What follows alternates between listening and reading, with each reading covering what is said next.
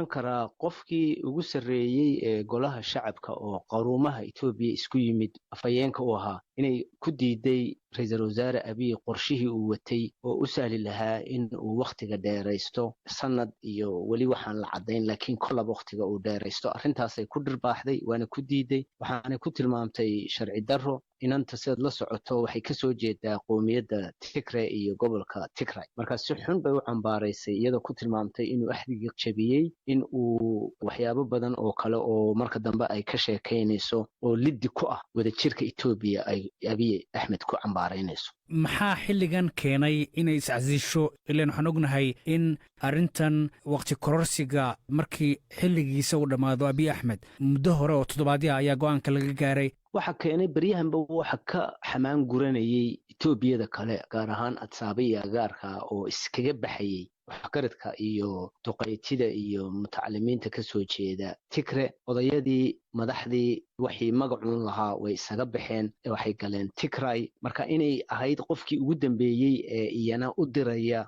fariin aan inaba gabasho lahayn in ay Itoobiyada inta kale iyo Tigray kala xamaan guranayaan ayaa horta arrinta ku hoos jirta ay tahay laba arrimood oo taa la xidhiidhaan kuugu daro oo gaagaaban kow Doraatole ninka nabadgelyada iyo amniga u qaabilsan gobolka Oromiya wuxuu ku tilmaamay xisbiga TPLF argagixiso cad oo dalkana argagixiso ku kicinaysa xooga kale oo argagixisa sida OLF oo Oromoodana tababaraysa taasi waa kow talabaad nin aqooniyaan oo Tigrayga aad iyo aad looga quweeyay maanta wuxuu Abiy ku tilmaamay waxa la yiraahdo persona non grata oo ah ninkaasi ma soo gali karo gobolka yaga marka Abiy wuxuu yiri wuxuu ka qoran yahay gobolka Tigray ma iman karo mana soo gali karo heerkaas ay maraysa soo uma muuqato marka in gabadhan iscasishay aanay isu casilin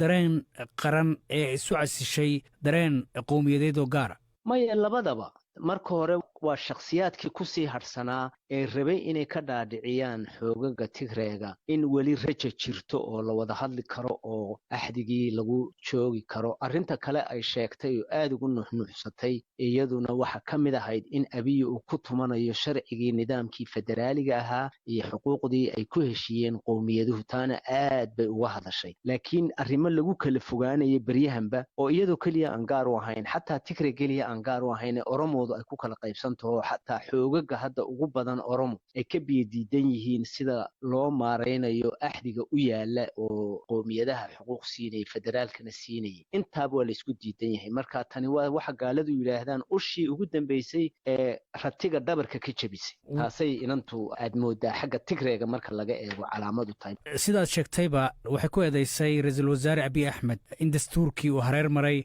marka adiga ma kula tahay in Abiy Ahmed uu dastuurkii hareer maray waa hareer maray aad iyo aad buu hareer maray inaba aanu qarin inaanu ogolayn nidaamka qowmiyadaha oo inkastuuna si cad ugu dhaqaaqin laakiin uu u xaqlinayo sidii uga takhalusi lahaa waxa kale uu hareer maray in nidaamyadii waqtiga in lagu kororsan lahaa ay habboonayd inuu kii ugu sahlanaa uu isagoo awoodda kusii joogi lahaa uu qaatay oo noqonaya kan la leeyahay ha la micneeyo ha la turjubo qodob ka mida axdiga dalka u yaala saddex kale oo option ama laga dooran kari lahaa oo dadku ku heshiin lahaayeen baa meesha yaalay intoo dhan wuu diiday kan oo maxkamaddu ansixinayso uu og yahay in isaga lagu raacayo ayuu doortay marka waxay ku tilmaamtay erey adag oo qof madaxa aan weli ka soo bixin oo ah ereyga autocratic kelidii talis marka waxaad garan kartaa in arrintu fogaatay laakiin markaad fiirisid xukuumadihii hore ee soo maray Itoobiya way adkayd in qof maamulka ka tirsan uu iscasilo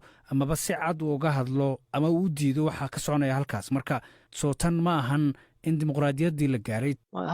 laakiin 1920kii meeshii la joogay bulshadu ma joogto isbedel kasta oo kaca wuxuu la imanayaa xorriyatul qowl heera marka heerka ay hadda jirto xorriyatul qowlka oo adduunko dhan la isku xidhan yahay sidii hore ma aha marka dadku way ka dhiiran yihiin marka taa anigu ma odhan karo isagaa jeebka ka siiyey waxa weeye dadku waxay soo hoysteen kamana qaadi karo umana celin karo waa arrin iyada uun maahe cid kastina ay ku hadasho oo lala murmi karo ra'iisul wasaare Abiy isagoon kuma xidhna waa dalkoo dhan ba isbedelay